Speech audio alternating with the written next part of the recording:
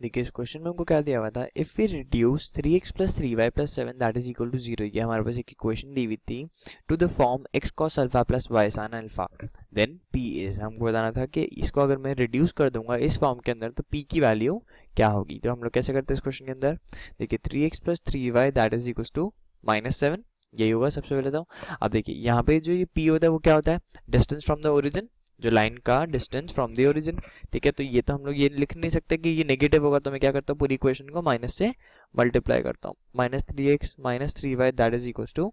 7, ठीक है यहाँ तक। तो अब देखिए ये अभी भी उस फॉर्म में तो नहीं आया, बिकॉज कॉस अल्फा की वैल्यू -3 तो हो नहीं सकती, या फिर साइन अल्फा की वैल्यू -3 तो हो नहीं सकती। तो मैं क्या करता हूँ यहाँ पे root of a square plus b square से डिवाइड कर देंगे हम लोग ऊपर नीचे दोनों साइड पर, ठीक है। तो ये क्या देगा मेरे पास में, root of 9 + 9 that is root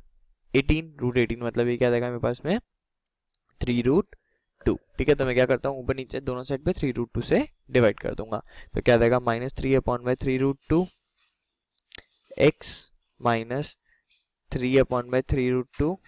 y that is equal to 7/3√2, यही होगा हमारे पास में। तो देखिए मैं बोल सकता हूँ अब ये वाला जो टर्म है अगर मैं इसको और सिंप्लीफाइड फॉर्म में लिखूं, this will be -1/√2 times of x